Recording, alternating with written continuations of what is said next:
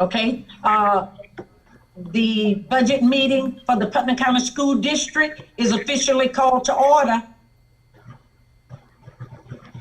I guess, well, nothing. Cancel that. Mrs. Odom? I've got Sandy, I need to read a line. Okay, if you will, Mr. Superintendent, read the line. Okay. In accordance with section 200.065, chapter 1010 and chapter 1011, Florida statutes, I am submitting proposed tentative balanced budget for the 2020-2021 school year, and I'm recommending the proposed millage to be levied. The purpose of today's meeting is to approve the 2020-2021 proposed tentative budget and proposed millage for advertising, and to set the date, time, and place of the first public hearing on our budget. That meeting will be Monday, August 3rd, 2020 at 5:05 p.m. in the school board meeting room. Madam Chair, I'll turn it back over to you. All right, thank you, Dr. Sharency. At this time, we will hear from our Chief Financial Officer, Mrs. Rhonda Odom. Okay, hopefully you all have the 3 documents that were provided to you. And as Dr. Sharency stated, the purpose of today's meeting is to follow trim guidelines and request approval to advertise the budget, the tentative balanced budget in the newspaper. The 3 documents you have in front of you are what will actually be placed in the newspaper. We will publish a notice of proposed tax increase that will notify the general public of our first public hearing on the budget on August 3rd at 5:05. We will publish a notice of tax for school capital outlay, and we will publish a budget summary ad. So I'll talk briefly about those 3 documents that will be in the paper. The first is a notice of proposed tax increase. This is the first time in a couple of years that we are actually having to publish a notice of proposed tax increase instead of a notice of budget hearing. The rollback rate is what determines whether we have a proposed tax increase or not. And the rollback rate is the millage rate that it would take to bring into the county, into the district, the same amount of tax revenue as we received last year when you take out the effects of any new construction. Our rollback rate, is 5.4949, and our 2020-2021 millage rate is set at 5.8970. So this is an increase of 0.4021 mils from the rollback rate, and an increase of 0.028 mils from last year's actual millage rate. And this entire increase is attributable to the rate set by the legislature in our required local effort and in a prior period millage funding adjustment. This 5.8970 mils this year will bring in approximately 107% of the funds generated from last year's 5.869 mils. And I always like to bring it back to a property owner. So a property owner whose appraised value of $100,000, if it stayed the same as last year, that person would see an increase of $2.10 in taxes owed to the school district. And please remember that these millage rates are set by the state, and we have to levy them in order to receive our FEFP fund. So that notice of proposed tax increase that will be in the paper mentions that we have to levy that, and you know, how much of it was based on what the state said and how much was not.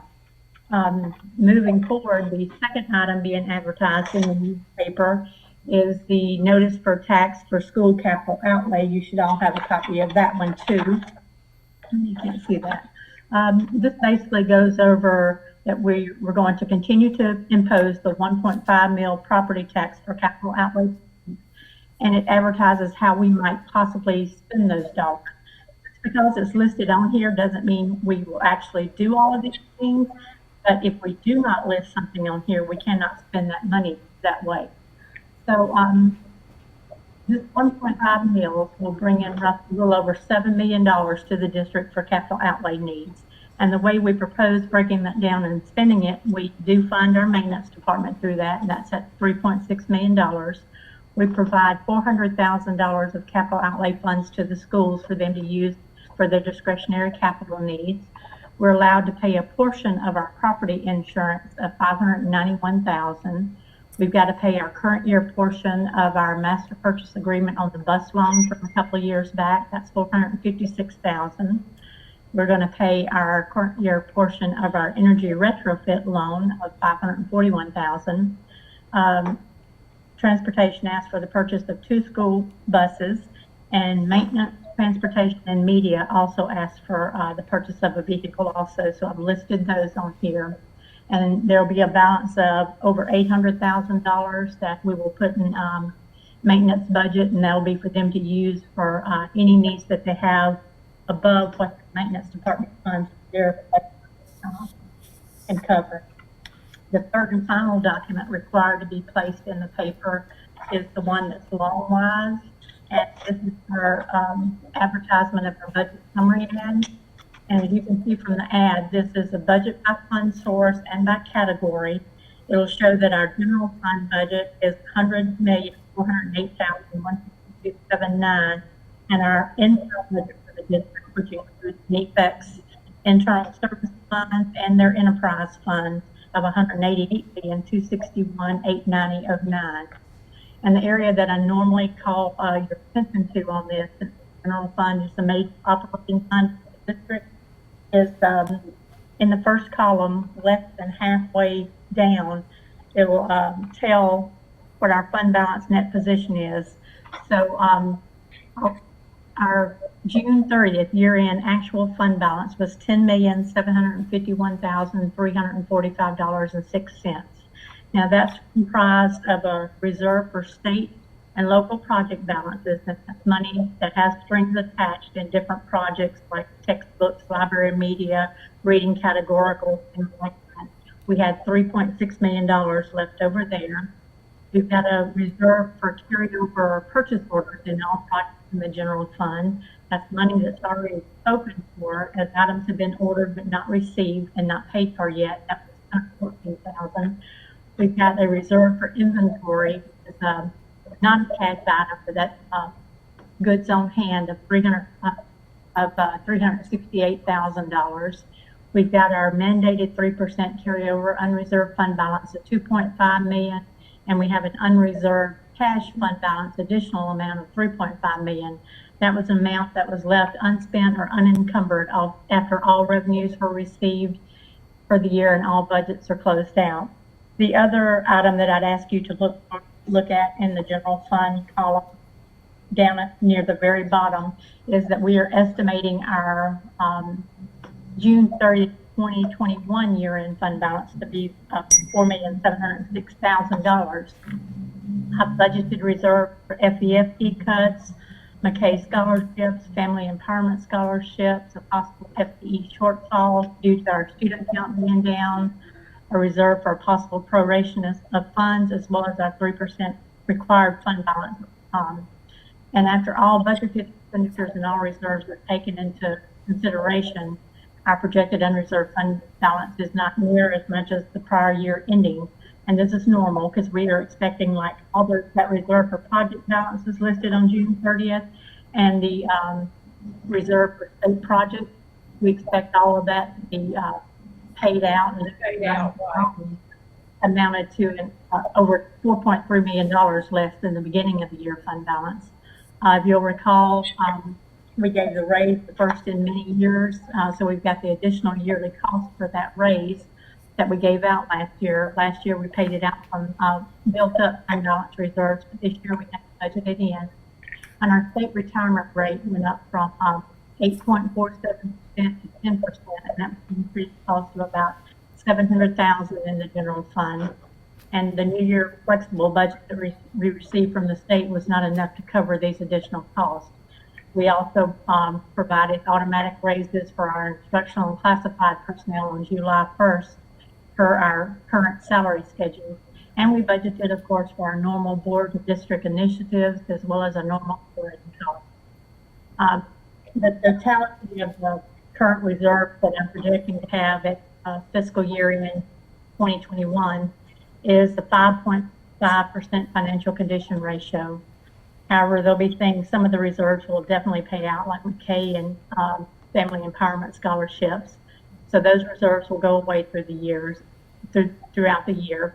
I still expect to have, a decent financial condition ratio at the end of the year, roughly about 4.5%. But once our true final numbers come back at the close and money rolls back, after budget's not totally spent or revenue is greater than budget, it'll bring us back to an estimated 6% reserve.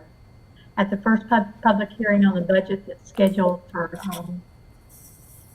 Monday, August 3rd at 5:05 p.m.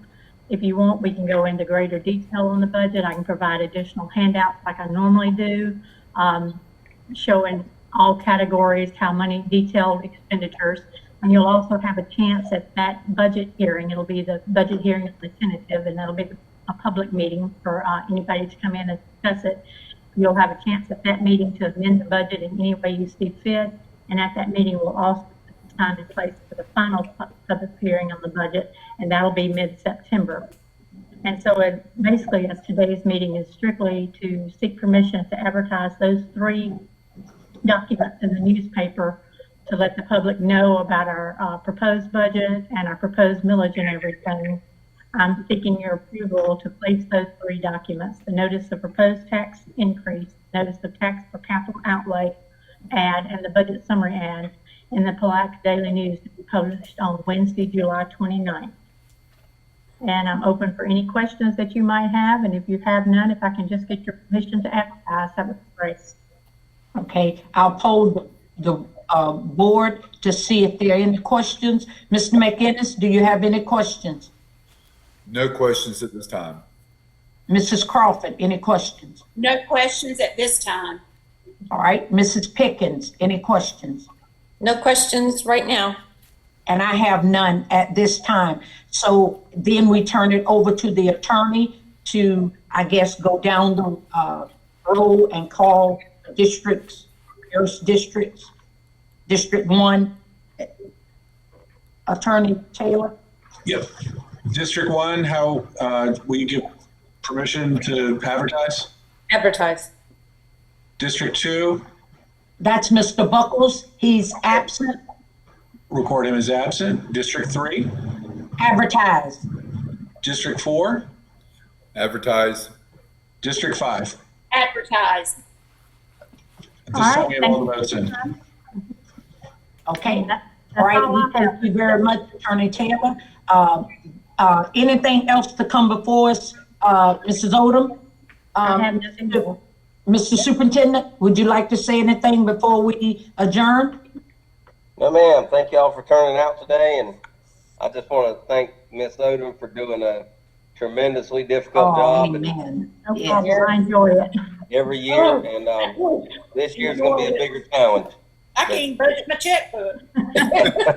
I'm one of those crazy people. I like numbers and taxes, so. Hey, well, we thank you for liking the numbers. Really, thank you. Yes. All right. Very All good. right, we'll see Thank you. y'all. If there is nothing else to come before us, we are officially adjourned. Thank you all again.